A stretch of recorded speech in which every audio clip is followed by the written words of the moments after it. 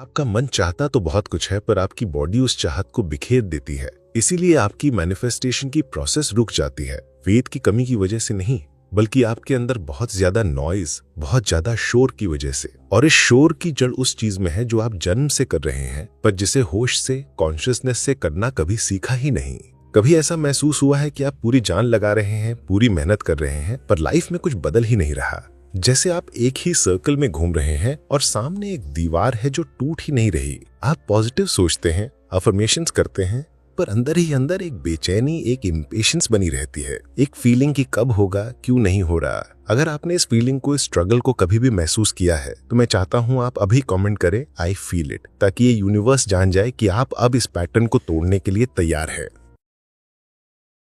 सांस लेना जीवन का पहला और आखिरी काम है, पर इन दोनों के बीच आपको किसी ने शक्ति से, पावर से सांस लेना नहीं सिखाया। आपको दौड़ना, बोलना, सोचना सिखाया गया, पर ठहरना नहीं सिखाया गया। और उसी ठहराव में, उसी पॉज में रियलिटी आपकी तरफ झुकती है। जब आप लगातार एक स्पीड में जीते हैं तो आपकी एनर्जी बिखर जाती है, आपकी फील्ड अनस्टेबल हो जाती है और आपकी बॉडी, आपका शरीर प्रेजेंट मोमेंट में नहीं रहता। और इसीलिए रियलिटी आपकी बात नहीं मानती। वो आपके दिमाग को नहीं, आपकी रिदम को रिस्पॉन्ड करती है, और आपकी रिदम आउट ऑफ सिंक है। आप मेंटल विजुअलाइजेशन से मैनिफेस्ट करने की कोशिश करते रहते हैं, जबकि आपकी बॉडी किसी ऐसे इंसान की तरह वाइब्रेट करती है जो बस सर्वाइव करने की कोशिश कर रहा है। लेकिन एक भूली हुई सांस की तकनीक है जिसे हमारे ऋषियों ने खोजा था और जिसे आज की न्यूरोसाइंस भी वैलिडेट करती है। इसे हम कहते हैं चतुर्थ श्वास या क्वार्टनरी ब्रीदिंग। ये एक ऐसा वाइब्रेशनल पैटर्न है जो आपके विचार, इमोशन और इंटेंशन को एक सीध में ले आता है।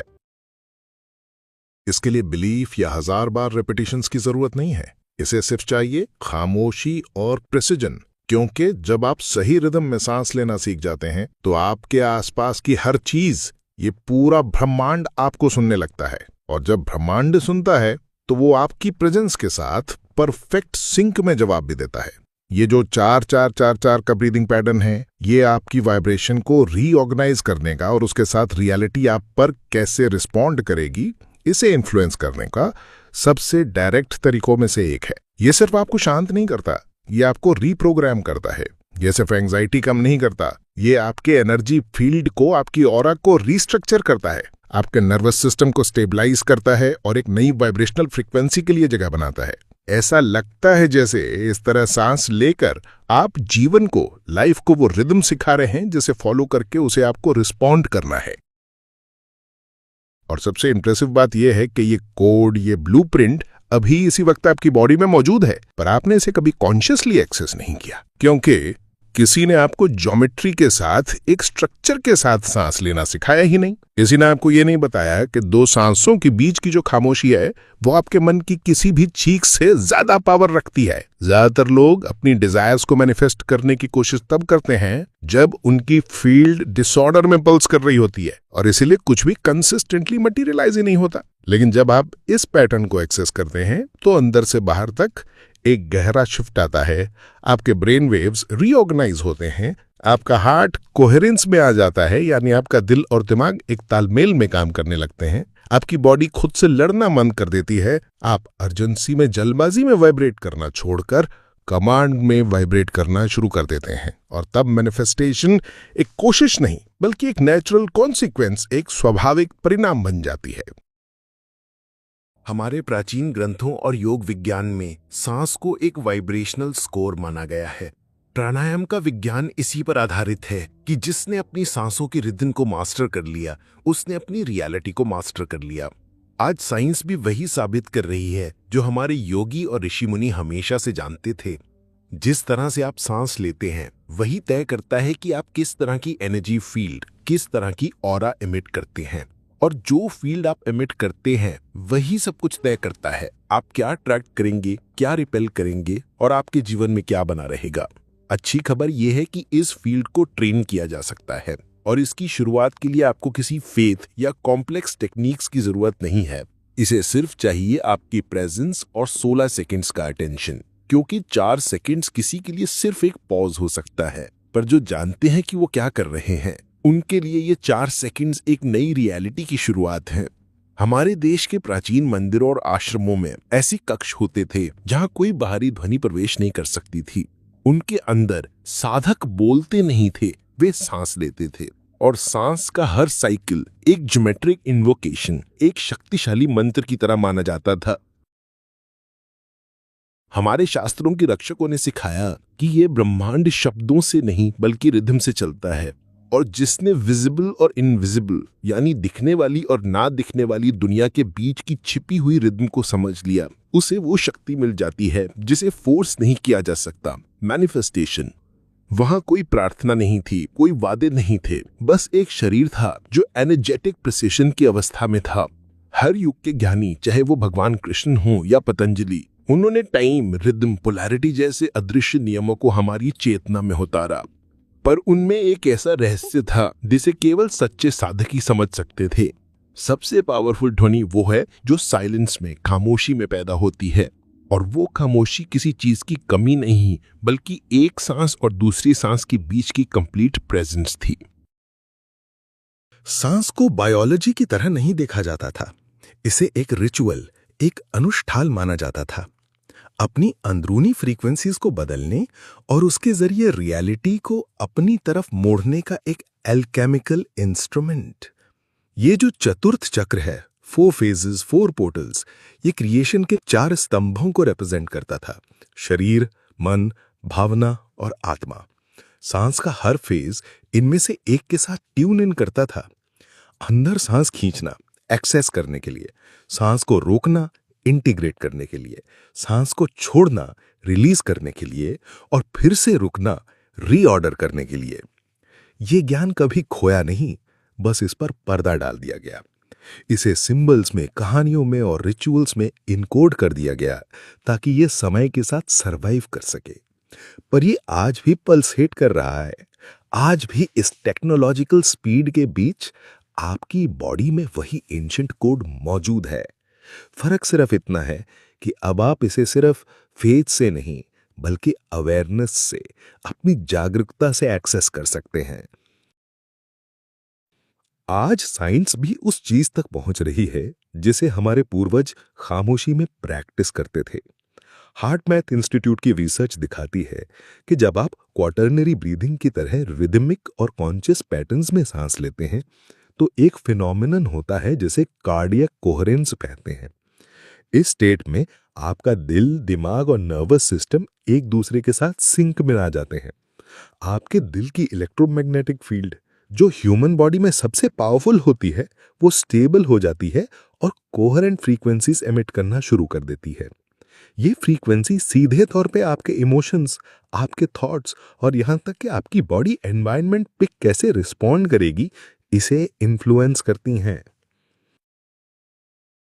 साइंस इसे होम्योस्टेसिस कहती है। हमारे पूर्वज इसे सामंजस्य या संतुलन कहते थे। बात एक ही है। जब आप एक कोहेरेंट रिदम में सांस लेते हैं तो आपकी फील्ड मिक्स्ड सिग्नल्स भेजना बंद कर देती है और एक प्रिसाइज एंटेना की तरह काम करने लगती है। आप दुनिया पर रिएक्ट करना बंद करके उसे इन्फ्लुएंस करना शुरू कर देते हैं, और ये सब होता है एक सिंपल 16 सेकंड के साइकिल से। क्वांटम फिजिक्स भी अब इस बात से सहमत है कि ऑब्जर्वर, देखने वाला, फील्ड को इन्फ्लुएंस करता है। पर जो बात ज्यादातर लोग भूल जाते हैं वो ये है कि आपकी बॉडी ही आपकी पहली ऑब्जर्वर है, और वो फील्ड को तभी इन्फ्लुएंस करती है जब वो कोहेरेंस में हो। क्वार्टरनरी ब्रीदिंग उस कोहेरेंस की चाबी है। पर इस टेक्निक को शुरू करने से पहले आपको अपने मंदिर को तैयार करना होगा, और इस केस में आपका मंदिर आपकी बॉडी है। पहला कदम, शोर को खत्म करें।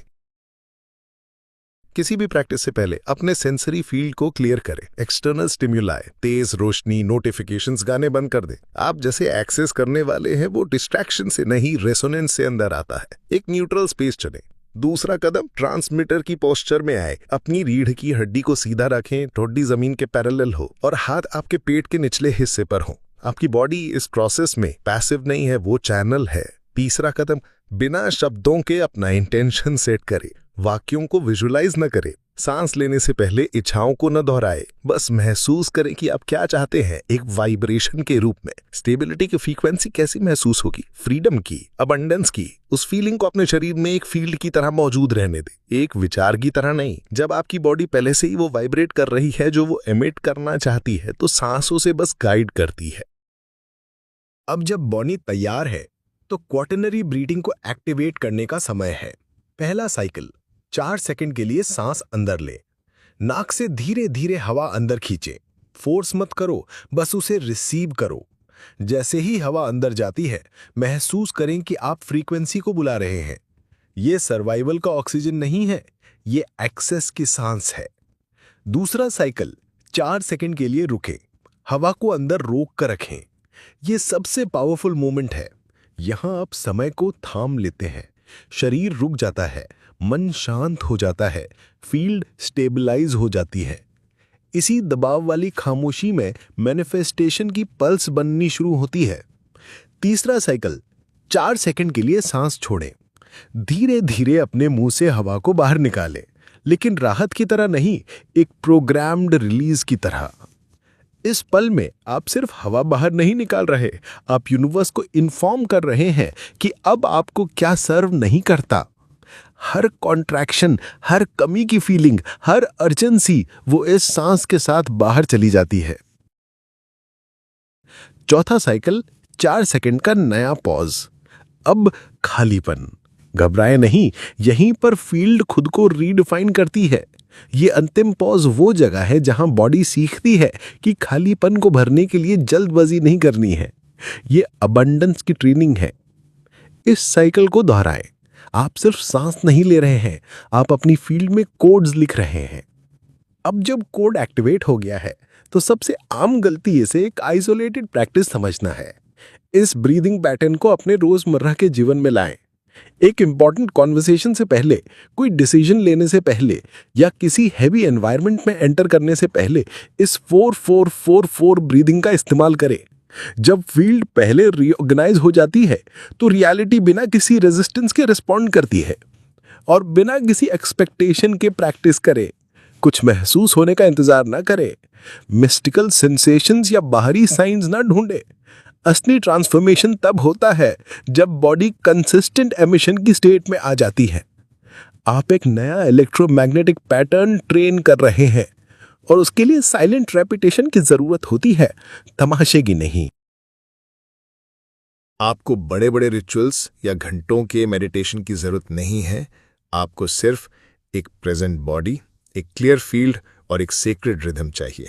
कॉर्टनरी ब्रीदिंग सिर्फ एक टेक्निक नहीं है, ये एक रिमाइंडर है कि पावर कभी बाहर थी ही नहीं। जो रियलिटी आप जीना चाहते हैं, उसे फोर्स करने की जरूरत नहीं है, उसे एमिट करने की जरूरत है। और वाइब्रेशनल एमिशन इच्छा से नहीं, कोहेरेंस से आती है। जो आप महसूस करते हैं, जो आप सोचते हैं और जो आप सांस लेते हैं, उसके बीच के कोहेरेंस से। इस कोड का इस्तेमाल करें किसी मुश्किल बातचीत से पहले, कोई इंपॉर्टेंट मैसेज खोलने से पहले, सोने से पहले और कोई फैसला करने से पहले। और देखें कि कैसे दुनिया अलग सिग्नल्स भेजना शुरू कर देती है। इसलिए नहीं कि वो बदल गई, बल्कि इसलिए कि आपने जो एमिट किया वो बदल गया।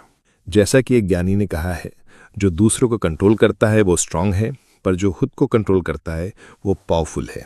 अपनी सांस को मास्टर करना इम्पल्स और चॉइस के बीच के पुल को मास्टर करना है। केओस और कोहेरेंस के बीच के पुल को मास्टर करना है। अगर इस कंटेंट ने आपके अंदर कुछ एक्टिवेट किया है तो इसे लाइक करें, चैनल को सब्सक्राइब करें और नोटिफिकेशंस ऑन कर लो। इससे हम जो फील बना रहे हैं वो और मजबूत होती है। मैं कमेंट्स में आपका कनेक्शन का अफर्मेशन पढ़ना चाहता हूँ, लेकिन मैं अपनी चतुर्थ श्वास को एक्टिवेट करती हूँ।